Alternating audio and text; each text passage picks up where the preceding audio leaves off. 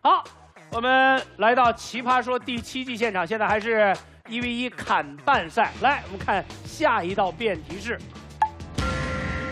男孩子想穿裙子去幼儿园，爸妈该不该阻止他？哦。两位辩手是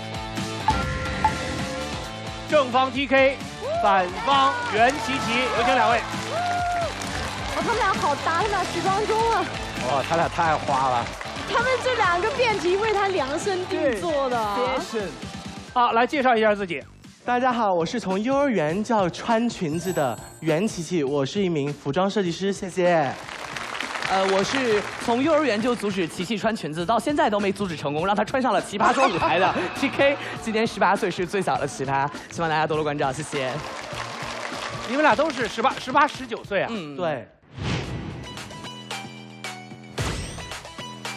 我叫 Terry King， 你可以叫我 TK。然后我今年18岁，是一个学生、电台主播、时尚彩妆博主、英语的兼职家教、培训讲师。然后呢，我还是一个国际高中的辩论队教练，我的身份比较多。谁比我厉害？我没有看到，狠话就等当了第7季 BB King 之后再说吧，好吗？好。我最近几个月打辩论赛的频率一般是2天1场。我一直觉得呀，我就是画了眼线的黄志忠学长。疯了，那疯了！我马上决定一下啊。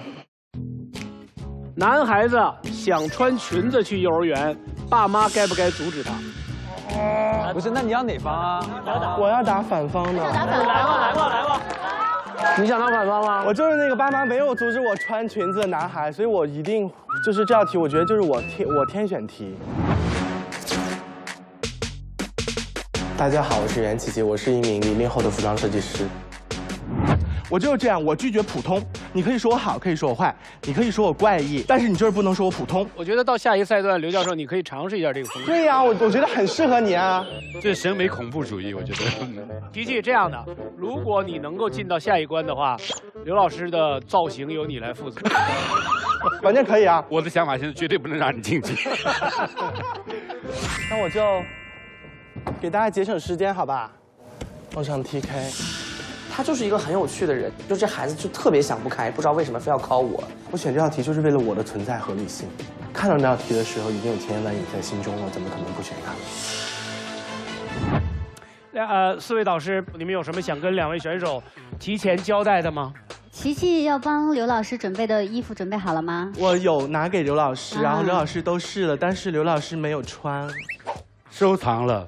他那个服装需要故宫做拍摄基地才配得上。刘老师好，哎，戴了就是感觉特别适合你的衣服，要不要试一下？哦，这个。对。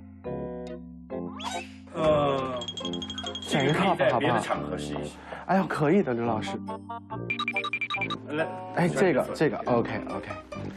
这一件就是看起来很宫廷、很中式，然后又带了一点俏皮的感觉。哎，好看的，太适合刘教授，对不对？对，我觉得真的就是任何其他人都驾驭不了这身衣服，只有刘教授是可以。那咱们得改故宫学派。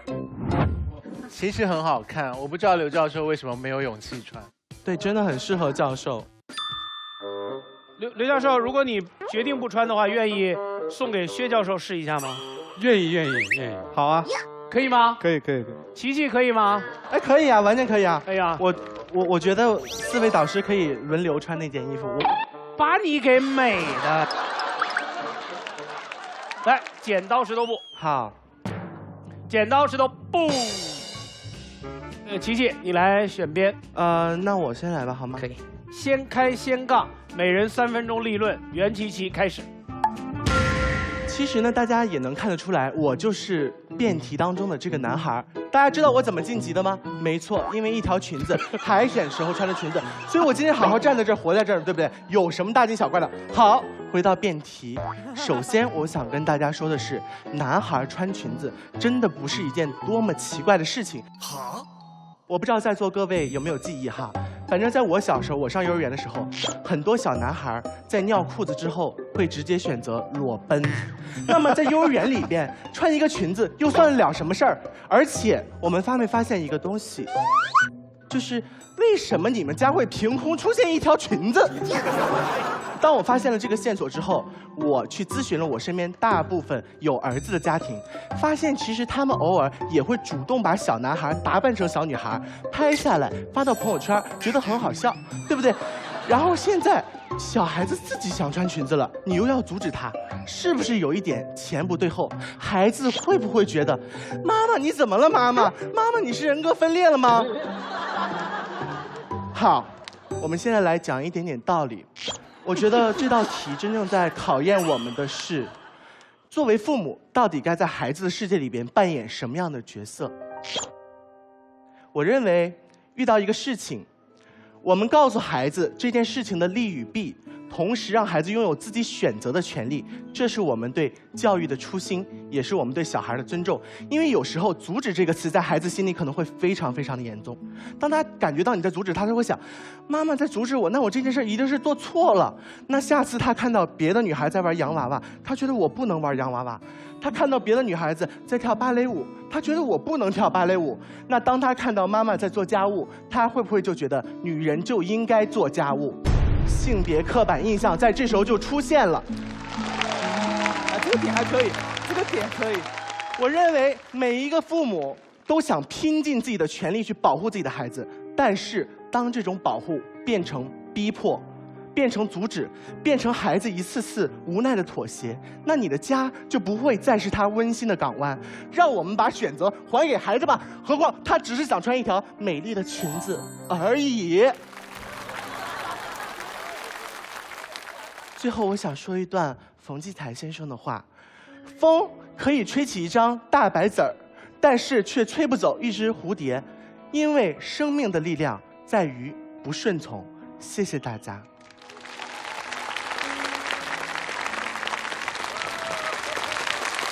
好，谢谢琪琪。来 PK 3分钟正方立论，开始。有的时候，我们的阻拦未必是孩子做错了什么，而是有可能觉得这个世界还不够好，我不想让孩子这么早的遭到伤害。来看一下这道辩题：幼儿园，同志们，幼儿园的孩子最大的特点是什么呢？就是好动。对，你看，你今天不阻拦你孩子穿裙子，那你儿子的战斗力就会直线下降。你看，穿成他这样能斗过谁？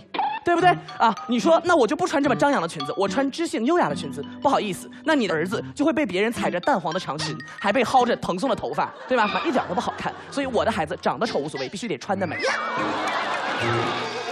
而且幼儿园的孩子啊，性情都不是很稳定，所以才需要我们父母，对吧？正确的规范和引导。给你们大家举个例子，我弟弟前2年刚上幼儿园啊，他真的就是看见一出想一出，想一出就是一出，一天一个样。今天看见水冰月，他想穿裙子；明天他看见超人，他想内裤外穿；后天他看见蜡笔小新，他连内裤都不想穿了。你都顺着吗？这像话吗？那我要你这妈还干嘛？我还不如要一个服装设计师，对不对？所以我们不是不让孩子穿裙子，我们是让孩子在对的时间穿裙子。今天这道题讨论的是时间跟地点，这就好比你有纹身的权利，但在你未成年的时候，我不会让你这样做。你也有穿牛仔裤的权利，但如果今天学校要求穿校服，我会阻拦你，但我可以允许你在别的地方穿牛仔裤。所以我会阻拦我的孩子穿裙子去幼儿园，但我可以带着他去少年宫的时装秀上穿呀。所以父母要做到聪明的满足孩子的需求，又不能太过盲目的顺从，这是第一。我觉得，如果你真的没有能力保护好你的孩子，请你不要嘴皮子上指使。跟各位分享一个故事，就去年啊，我高3的时候，在我们万圣节的一个服装晚会上 cos 了玛丽莲梦露，我穿了一身裙子，果不其然，转天就遭到了很多的歧视啊、白眼。有一个黑人外教，我们是个国际高中，他跑过来一本正经的问我，他说 ：“Are you a boy or a girl? Why are you dressing so weird？” 然后他就展开了他一段长达10分钟的批评跟冷嘲热讽。各位可以想象吗？就是如果我是天天穿着那条裙子上学是怎么样的？如果当时的我不是15岁，是5岁，又会怎么样呢？可问题就是我妈妈她总想做点什么，她能指着那群高中生的鼻子和外教说你不懂尊重，她对着一群3、4、5岁的孩子下得去这个嘴吗？所以这道辩题的问题是想问我们什么？很简单，我们期待父母在没有能力保护好我们的时候，他可以帮我们预估风险和承担后果。我不觉得那些盲目让我们穿裙子去幼儿园的父母是爱我们的，相反，我觉得那些给我们限制的父母，想保护我们的父母才是爱我们的。因为当父母帮孩子规避了伤害，才会让他更爱这个世界。谢谢各位。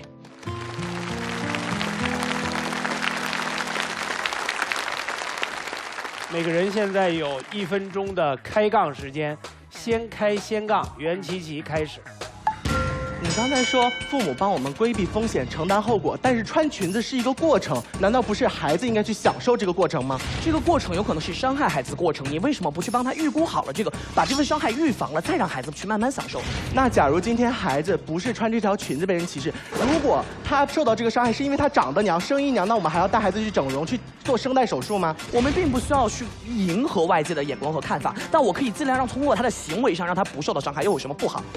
那么我们现在都已经告诉孩子不要去迎合外界的看法，又为什么不让他穿这个裙子，让他开心一下呢？小孩子并没有你想象的那么妖魔化，小孩子连穿不穿裙子他都不知道，他又怎么懂什么是歧视，什么是鄙视呢？你只是在空喊口号。那我问你，我的孩子今天穿这个裙子出去遭了白眼怎么办？你要在家念经保佑他。不。如果孩子遭到白眼，我就要在我的孩子面前去教给他白眼那个人做人，还会在我孩子里面设立一个英雄的形象，这正是我教育的目的。是的，所以当我们所有人不能像琪琪这么样做英雄的时候，我们就不配成为一个称职的父母啊！不是这样的。当我们改变不了这个社会的时候，我们融入这个社会又有什么错呢？哇哦，哇哦！如果说一个父母没有办法接受自己的孩子受一点点的伤害，那你就干脆不要养孩子，你在家里开一个私塾就好了。这样的话，你孩子永远都不会受到伤害。站着说话不腰疼。今天我们能穿成这样站在这个舞台上，就知道这个伤害不是一点点，而选择克服了这样的伤害，我们才可以成功的站在这个舞台上。有多少人现在连表达的权利都没有？你要让他们怎么办？我想说，孩子能提出来这个要求，肯定他是在一个比较幸福的环境里。如果他天天穿什么他都要被人骂，他会提出这个申请吗？琪琪时间到，他提出的申请不过有可能只是想要，我们不用扩大他的想要。他今天想要这个，明天想要那个，有可能只是他的兴趣爱好，觉得穿裙子好玩，也不一定是性别认知。如果真的想像你一样，琪琪去改变这个社会风气的话，我想告诉你，孩子不应该是我们对抗这个世界的实验品，他也应该可以拥有一个属于他自己的美好人生。谢谢。每人有30秒的结辩时间哈，先开后结，所以 TK 开始，30秒，请。自由是一个很高贵的价值，但因为人人现在都在呼唤它，反而变得廉价。我希望用我现在的阻拦，让我的孩子被这个社会接纳，从而拥有更多的自由。他可以选择他喜欢的舞台，他可以来到他喜欢的地方，但前提是什么？父母帮他预估了这份伤害。如果真的想像琪琪一样改变这个世界，我需要让孩子明白一个道理：一个人有多少被人喜欢的能力，他才在这个社会上有多少不被喜欢的权利。谢谢各位。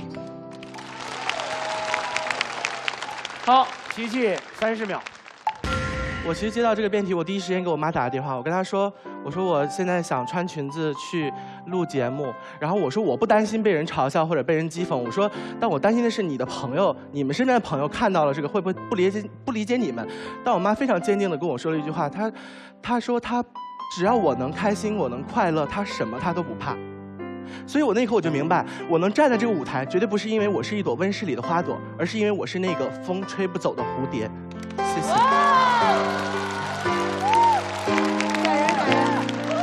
翻回来，能翻回来。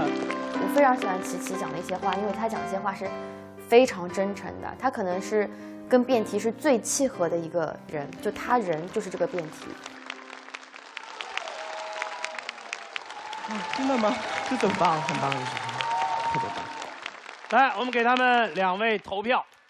5，不要看，不要看，不要看，真不要看。4、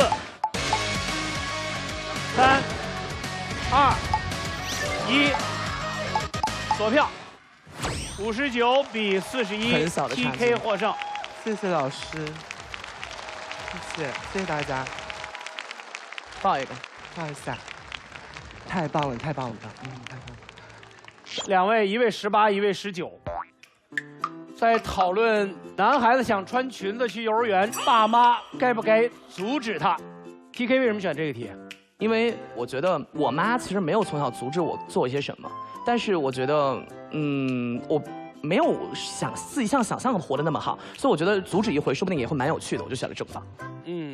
琪琪呢？你是备选还是选的他？我是选了他，就是我真的要贴这道题，因为这个小男孩就是我。我甚至在总结、我在写我的稿子的时候，我完全想不到正方会打出什么观点，因为我觉得没有理由去阻止，我就是这样长大的一个人。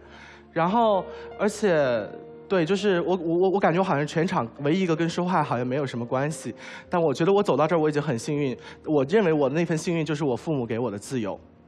谢谢。我觉得应该会留住。好办。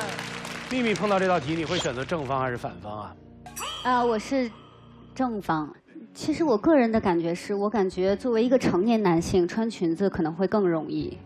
但是如果是一个幼儿园的男孩子想要穿裙子的话，他也有可能是危险而不自知。作为一个家长，那我不能承受我的孩子如果在幼儿园遭受到一些打击他的事情。如果是成年人，我们可以想办法去调节，但是小孩子他面临的风险会太大。刘教授，你是投给了琪琪那一票是吗？我第一个当然我支持琪琪的立场。大家知道有一个最基本的原理，就是你让一个孩子去干什么事，最大的动力是禁止他。所以当你用一个不讲原理的去禁止他的时候，他反而愿意在更危险的时候去尝试。这是我的观点，对。我想问你啊，琪琪，那如果当你在穿着裙子去到幼儿园的时候，可能别的男孩子他们穿着短裤，他们对你是什么态度？你还记得吗？我自己记得，我第一次穿着一个类似裙的东西，是我们家的那个照那个电视的那个电视帘，我把它围上之后，然后我下去溜了一圈，然后大家对你的这种态度都是觉得你挺有趣的，没有那么严重。因为我从小长得可能就比较大，就他们可能也不是很敢歧视我，对，不是很敢歧视你这句话，真的是一语中的啊！对，就面对歧视，我们一定要反击，不能妥协，这一点很重要。这个环境要靠我们每一个人努力去改变的。我可以说我可能非常的理想主义，但是我想要我们的社会变成一个，不管是什么歧视，性别歧视、爱他什么歧视什么歧视，反击就对了。不管是小孩还是大人，反击就对了。对，这就是我想留给这个舞台可能最后的话。谢谢。我觉得他们两个人可能私下也有机会想过这件事情了吧。所以我觉得小孩想穿裙子去幼儿园，首先得注重就是他裙子选的好不好。就不要打扮得很土的去幼儿园。康永哥的意思是，题目其实应该改成男孩子想穿裙子去幼儿园，但面料不太好，爸妈应该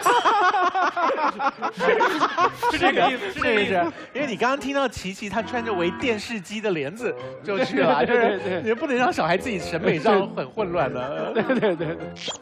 所以呢，马老师，我还是想请导演组先把琪琪设计的那衣服拿过来，我先试一下，不要因为我答应了，下一次就穿整个晚上，我待会儿可以穿一下就算了。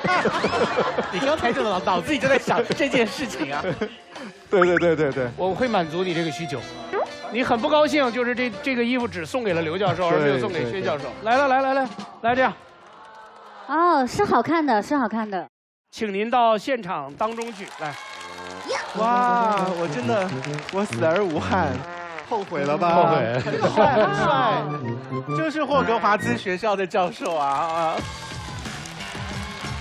好看的，太感动了。谢谢。哇，来，是不是？哎，这跟你那个领结什么都很配哎。对呀。你转过来给他们那边看，就被穿一个晚上。可以。薛老师，我可以租给你2个月，他的所有权是我的。就是你穿上以后，让我突然觉得阿凡提这个人是存在的，你知道吗？好，谢谢薛教授，来您请就坐。谢谢。薛教授可以骑着你的扫把飞回来。TK， 来，祝贺你成功晋级，谢谢。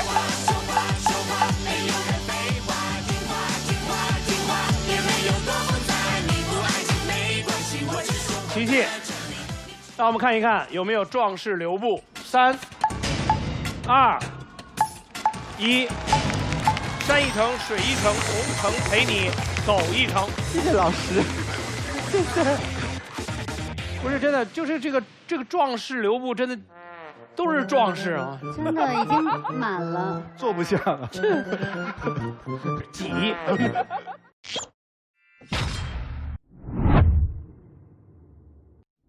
让我们共同感谢，把你的新年礼物拿捏的死死的，每一天都爽爽的。感谢不负每一份热爱的京东独家冠名播出《奇葩说》第7季。好，来我们看下一道辩题是：孩子的作业太多，总是写到半夜，我该不该跟老师理论？两位辩手是。哇，陈明老师。陈明、颜如晶，哇，炸了！啊！这是为什么？他们俩挺挑的，他们是门神，两个门神打。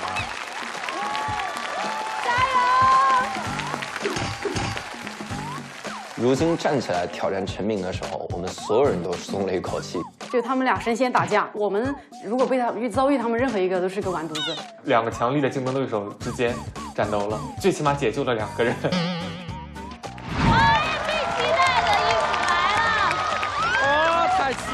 太期待了！他已经做到他，他已经正式留步了。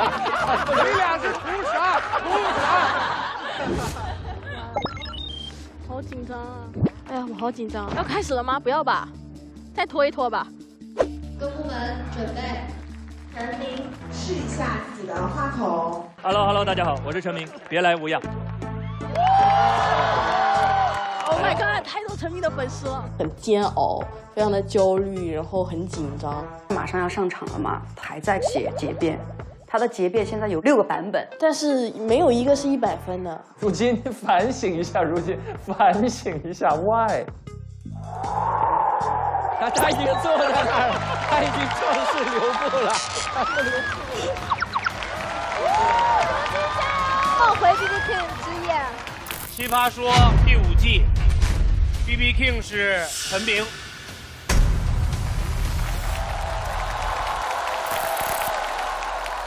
我觉得你们又把决赛搞到前面来了。为什么？为什么如今 why？ 我选的。为什么你要这么选？作的呗。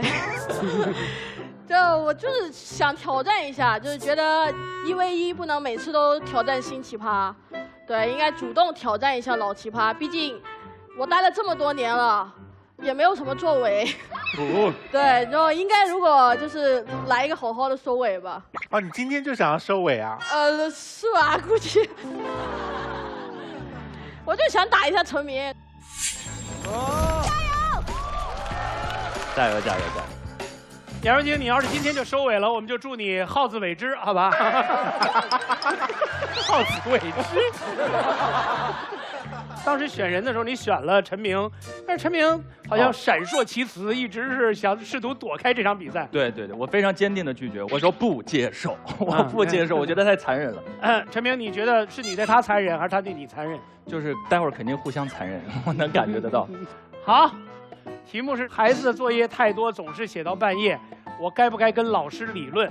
陈明是该跟老师理论，颜如晶没有孩子，所以不跟老师理论，是这意思吗？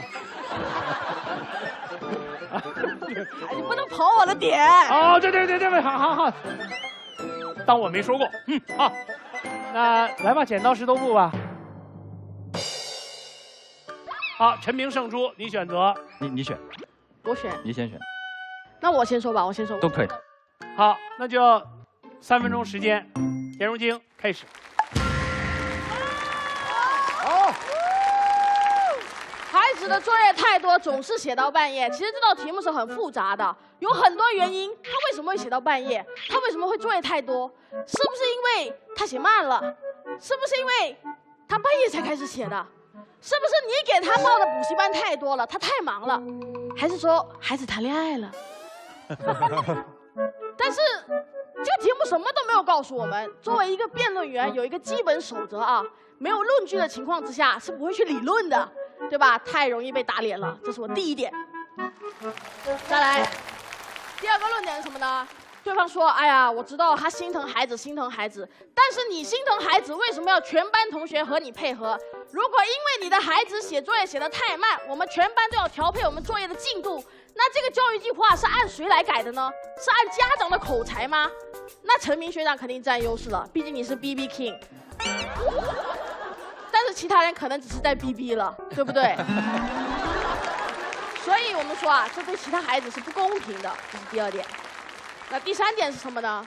你要知道，这道题目虽然话很短啊，但是有一个关键的词，孩子写作业写到半夜，好孩子啊，对吧？好孩子啊，孩子有很多选择的，不写也可以，但是孩子决定自己写到半夜。在你眼中的问题，其实是孩子的解决方案，他已经在解决问题了。漂亮！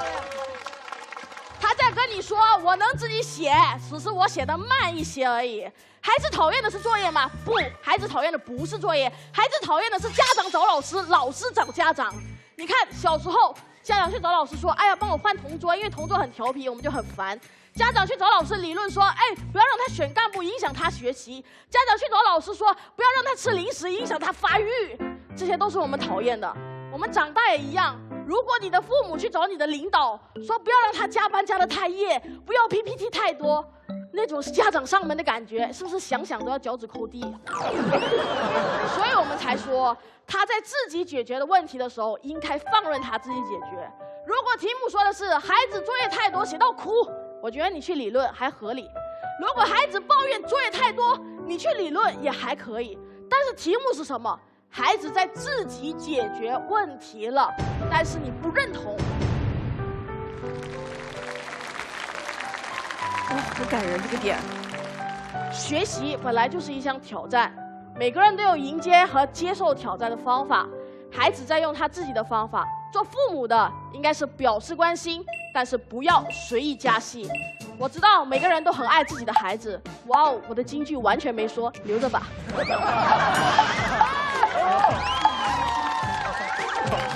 居然敢留着，厉害厉害厉害！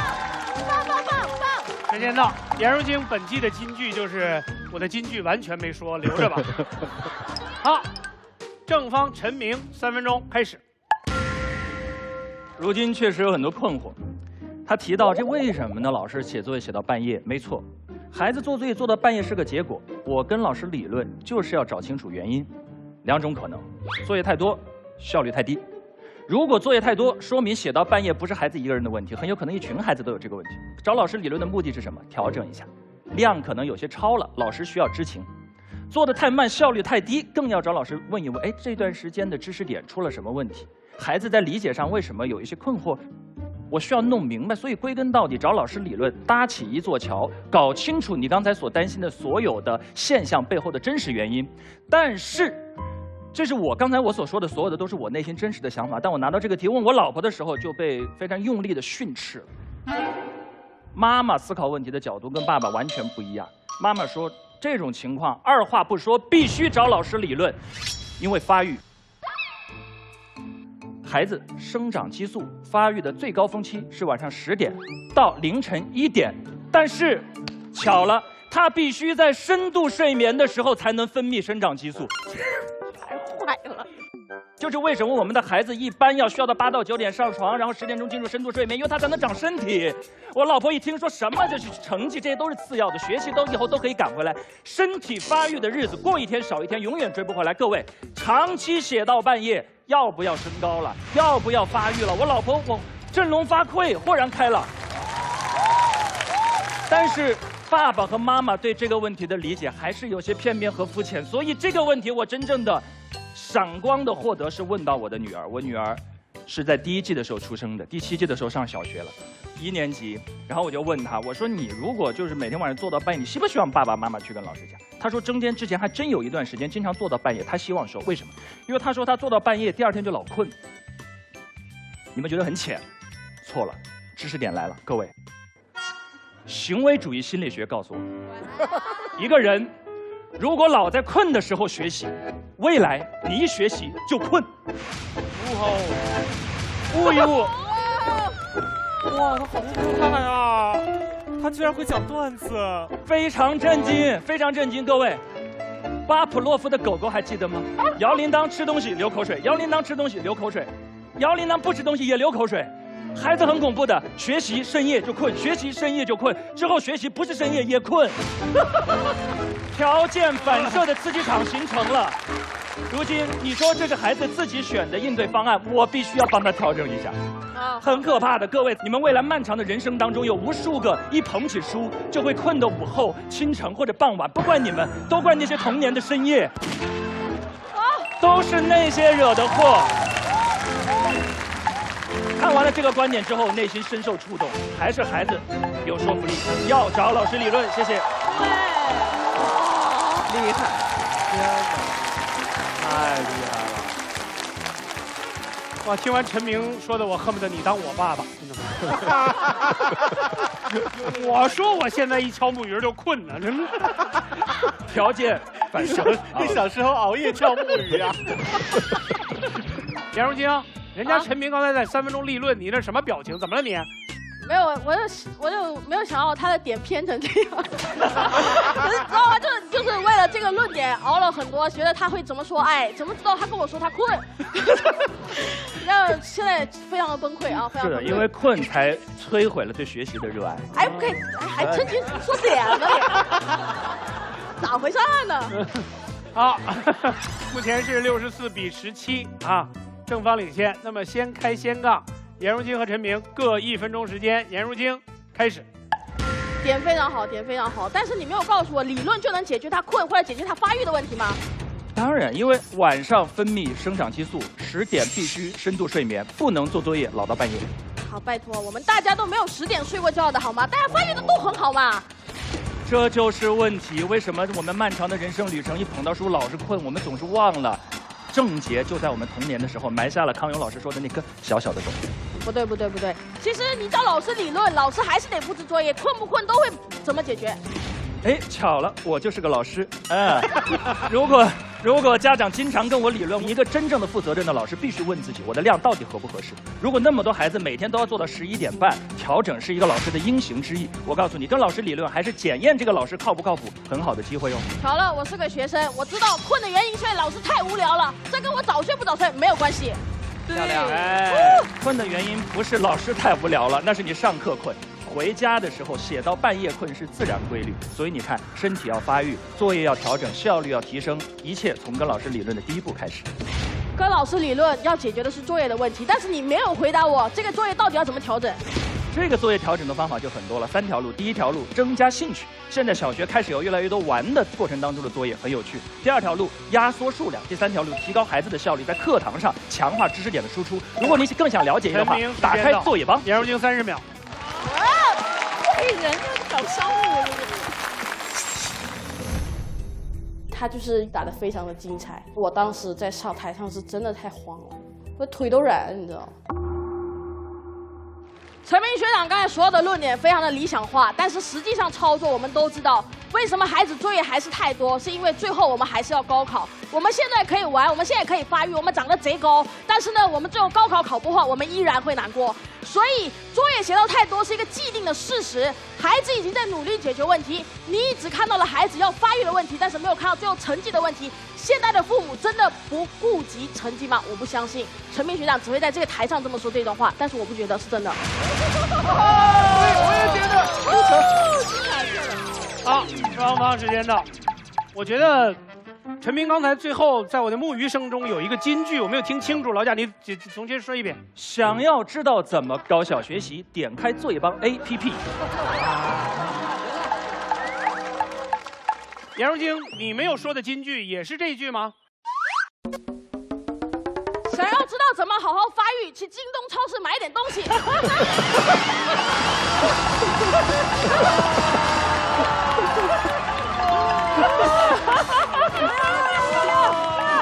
哇，找漂亮，找漂亮！太精彩了，哇！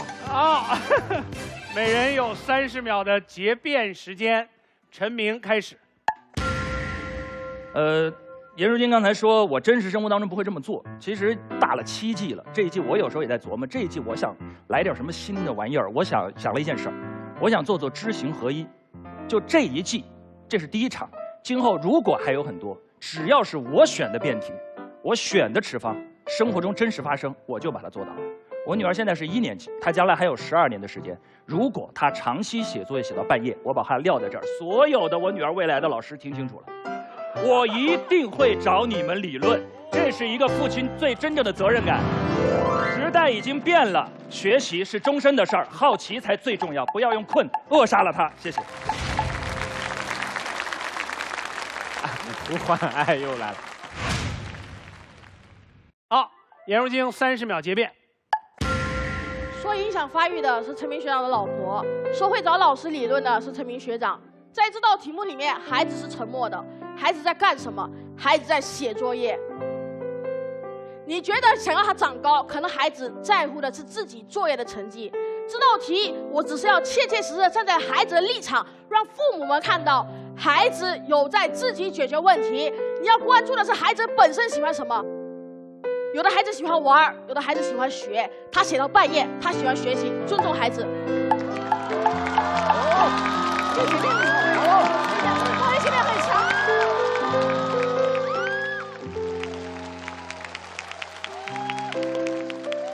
来，我们给他们2位投票，正反方，5、4、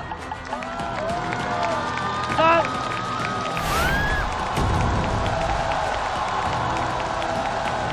2、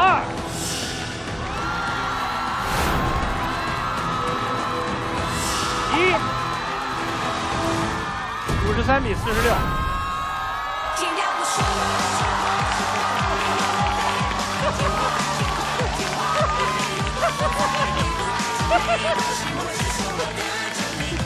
非常好，非常好，非常好，非常好，非常好。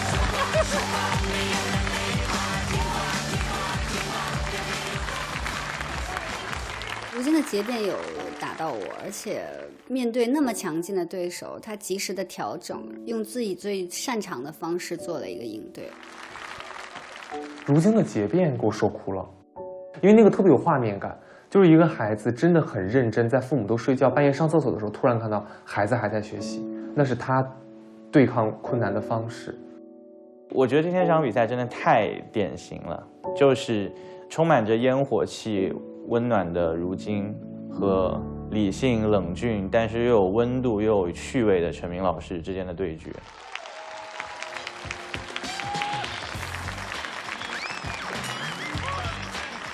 太值得，写得好，写得好，写得好，写得好，太精彩了，我的天！总决赛的感觉。对呀。颜如晶有什么想说的？很开心。我不知道现在要说什么，现在是脑子是一片空白的，但是我觉得我赢了。特别好，我觉得你讲得很好。颜如晶，我想问一下，你上来就挑陈明学长，到底是什么原因？他就是想看到这一幕。就报那一票之仇是这意思吗？就是想再证明一次之前的一票是可以赢回来的。然后觉得其实输给任何人都会丢脸，但输给学长不会丢脸。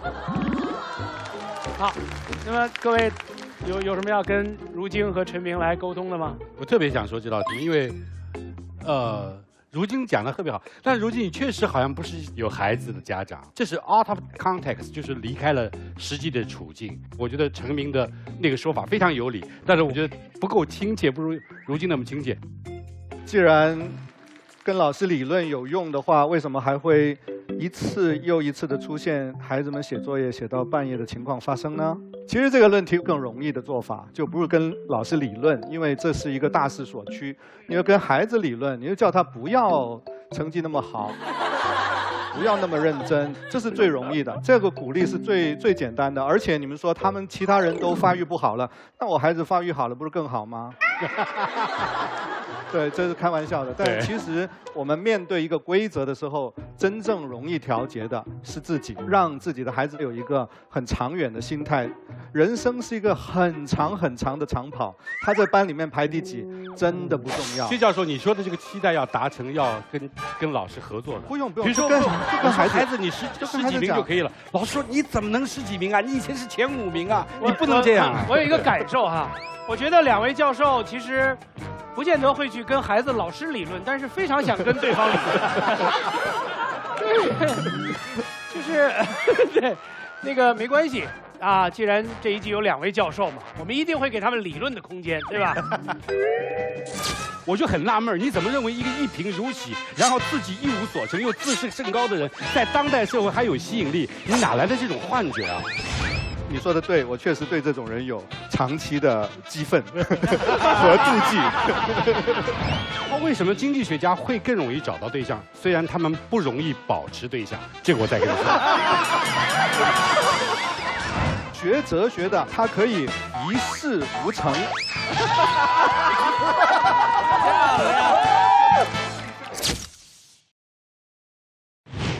杨幂，你觉得今天颜如晶发挥怎么样？我觉得我到最后1秒都没有想摁出正方还是反方，因为我觉得我不配摁这个票，因为我觉得他们太厉害了。就是我觉得是一场太精彩的辩论赛了。幸亏我不是导师，我不用想着要给颜如晶或者陈明结辩。对，所以我觉得很精彩。我觉得这是我来奇葩说一直在等的东西。谢谢。我其实觉得陈明讲得很好，可是呢，好像我在整个过程当中没有听到那个我最关心的部分，就是自己的孩子面对困难的时候，我去跟我的孩子聊一下，看怎么能够帮助他，就是替孩子出马去远征远方的恶龙，这个是一条路。可是先看看孩子自己到底陷于什么样的状况，那个是我有点在乎的事情。所以呢，这个题目刚才你讲的，我没有听到这一点，心里面有一点感觉，这个爸爸很凶猛，可是很有效率，可是好像不像那个我期待中那个温暖的爸爸的感觉。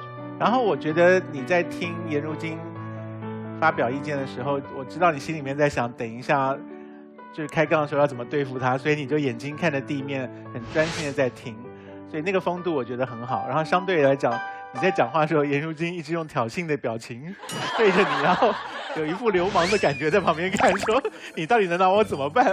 我觉得如晶那个表现很可怕，就是好像在旁边骚扰你发言一样，我觉得那很好笑。那是一个辩论技巧。哦，是吗？这个辩论技巧叫做威胁，是吗？干扰心神，干扰心神。这个潇潇传授给我的，他让我在这一季要留下来这个辩论技巧。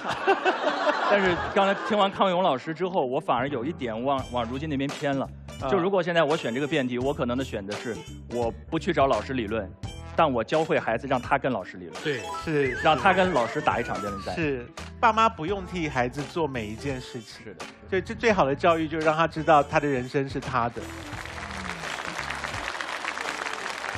来，颜如晶成功晋级。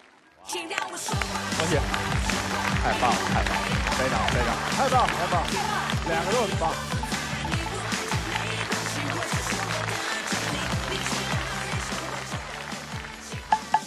好，现在陈明要面对的是已经亮出来的壮士留步4票。来，陈明，谢谢。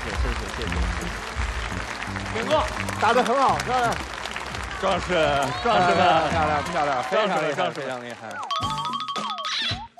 坐下来还是会觉得，哎呀，这个靠背真的是不舒服。哎呀，早知道刚才开杠的时候再打猛一点，找一个有靠背的椅子。哎呀。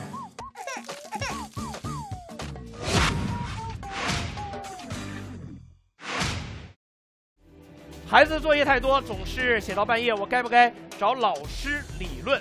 其实这个答案是帮学帮会帮学会的作业帮直播课，帮你就好。那个为孩子写作业的辩题，像为你量身定制的。可不是嘛，你不知道孩子的作业现在有多难，问了我们也不会做。不过学习最重要的还是要掌握方法，关键就在于好成绩有人帮。你没试试吗？我试了呀，作业帮直播课可是真厉害。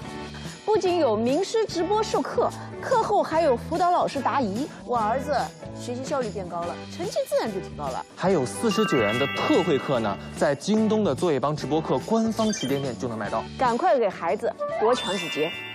帮，网课上作业帮，好成绩有人帮。把胜算拿捏得死死的，让购物变得爽爽的。下面我们进入京东有胜算，晋级名单公布时刻。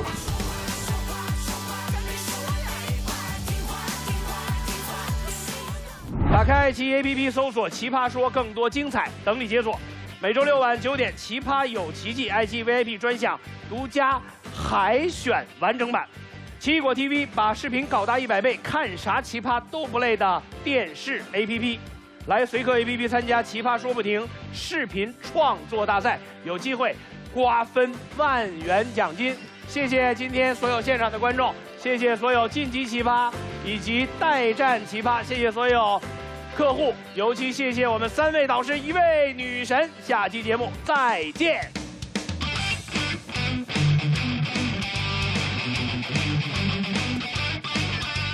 把你的购物车拿捏得死死的。本节目由不负每一份热爱的京东独家冠名播出。山一程，水一程，订酒店就同城。感谢藏在微信支付里的同城旅行联合赞助播出。本节目由美味的创造者康师傅红烧牛肉面首席特约赞助播出。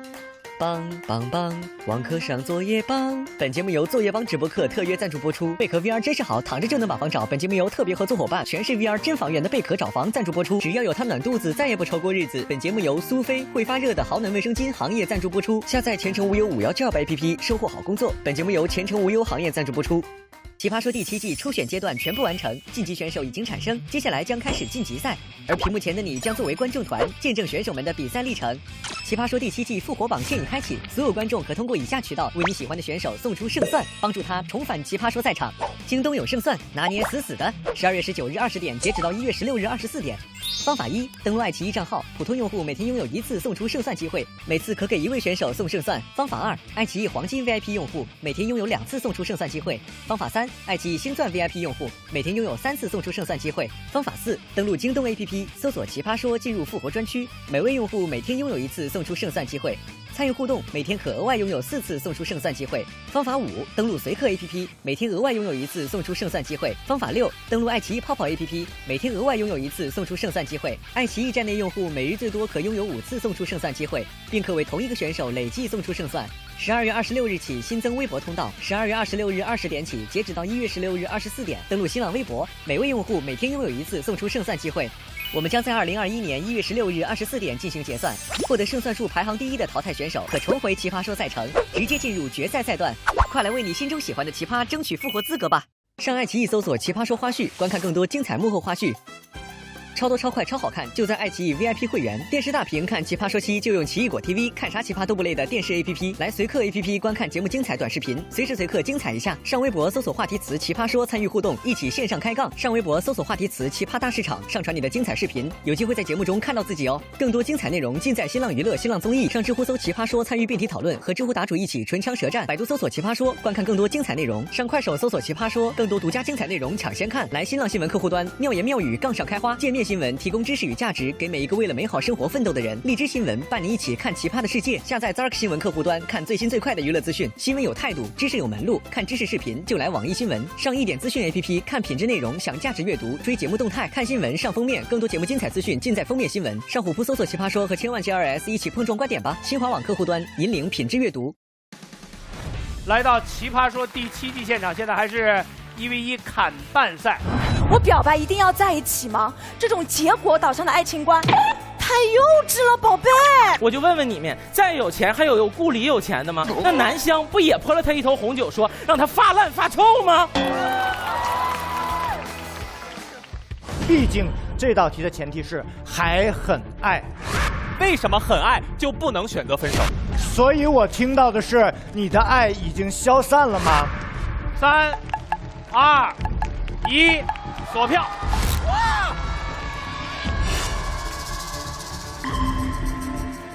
壮士留步，等我们给你腾出一个地方来。反正我投陈明老师一票。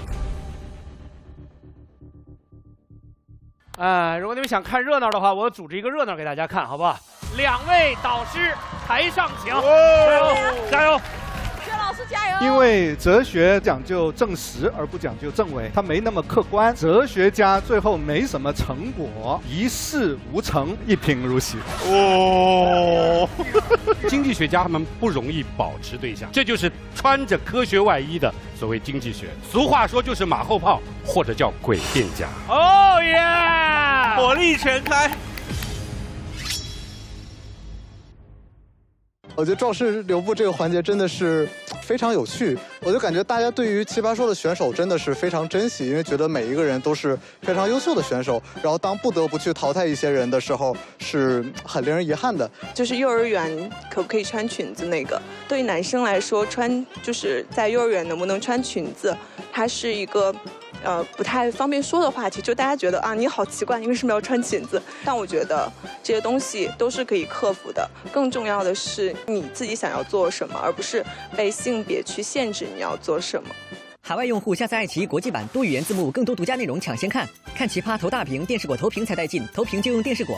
明星玩家已就位，等你一起来 play。看明星玩家玩明星同款，打开爱奇艺泡泡 APP， 参与更多讨论，和喜欢的选手边看边聊。我虽然说不过你，但我要给你好看。爱奇艺奇遇 VR 4K 剧目超高清体验，奇葩没看够，关注公众号东七门，解锁最全番外，奇葩说不停。关注表达学院公众号，领取 BB King 表达课，使用百度输入法 AI 助聊，助你妙语连珠，表达更轻松，秒变 BB King。上全民小视频搜奇葩说，会说你就多说点，专属年轻人的社交 APP。上映课遇见美好的他，渗透有影响的人，吸引热爱创作的人。中国文娱核心人士持续观察报道媒体，请搜索关注黑白文娱，关注娱乐产业，带你了解行业的热点、盲点、痛点。娱乐硬糖有温度的泛娱乐产业自媒体，娱乐人物的商业解读，资本客厅的莎士比亚。关注公众号贵圈腾讯新闻，看娱乐圈各路奇葩的幕后故事。娱乐独角兽，世界很大，多少奇葩都装得下。学最前沿的营销课程，影响最潮的年轻人，就来馒头商学院。白日做梦，女生都爱关注的公众号。能酸罐头，一个给你分配对象的公众号。桃子笔记，复兴情趣世界的先锋女性阵地，探索全球青年文化，塑造多彩潮流风格。感谢 Wonderland 中文版，风格、灵感、态度，我的时尚指南。J Style 精美、精致、美好生活。SG 精品网，手机没电找接电，追剧追踪好搭档，为你的精彩生活充电续航。感谢独家媒体社交平台微博，感谢特别合作媒体微博综艺、微博台网、微博直播、新浪娱乐、知乎剧综。感谢特约合作媒体爱奇艺综艺、爱奇艺 VIP、奇异果 TV、爱奇艺随客、爱奇艺海外站、爱奇艺娱乐、摩比斯工作室、爱奇艺泡泡、爱奇艺奇遇 VR、爱奇艺电视果、手机百度、快手娱乐、界面新闻、字儿虎扑、网易新闻、一点资讯、封面新闻、励志新闻、新华网、黑白文娱、娱乐产业、娱乐硬糖、贵圈娱乐独角兽、馒头商学院、通明传媒、13 media、新8 media、各个系列的酒馆。白日做梦醒吗来了，潮儿六妈、喵妹育儿说、亚妈的分享日记、潮妈某某、碰小仙联盟、观众网、欧沃的超级星饭团、爱特豆、咪咕阅读、亲宝宝默默、新视线 Wonderland、J Style 精美、SG 精品网接电、中华万年历、WiFi 万能钥匙、173直播、讯飞输入法360智慧生活、微饭 APP、映客 BOE 移动健康 APP、备胎厨房 APP、一只鱼小鱼知图 APP、模范生花视频 APP、眼课成果娱乐星饭想见你至于引力资讯、充满黑鱼克拉克拉鸡毛线阿蛋生活豆豆虫 APP、快乐粉丝会茄子悬赏茄子日报有道词典百合网世纪家园耿相顺。